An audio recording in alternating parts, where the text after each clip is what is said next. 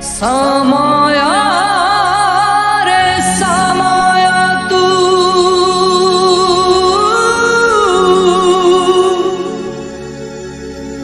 कौन कलु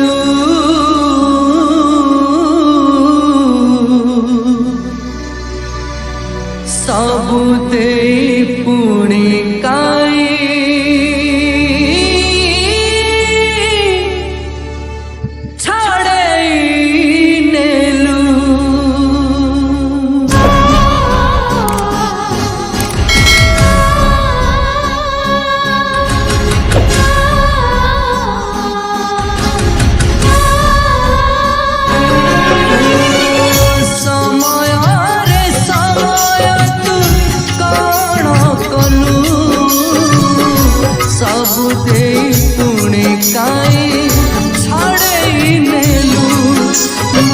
कानीर स्नेह आजिया फेरा नईर सुआ मापण तो कानीर स्नेह आजिया फेरा नईर सुआ पचारुची पचारुची धरी ताको किए पोछी दब आखिर लुह किए पोछी दब आखिर लुह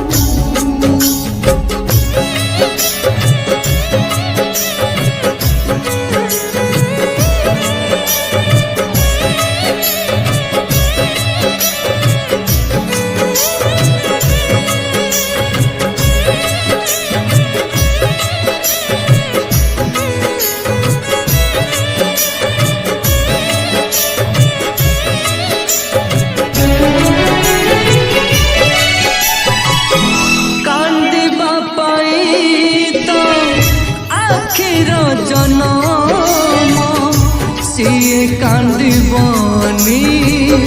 कांदीब किए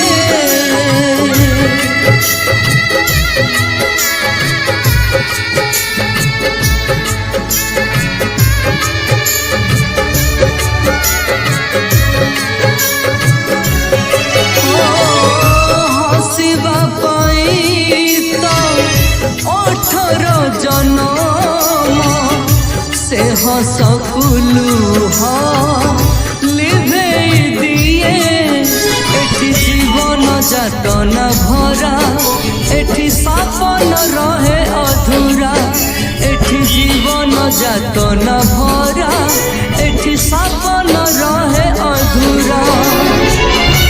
मने मने मरी जाए मनर कोह किए पोछी दब आखिर लुह किए पोछी दब आखिर लुह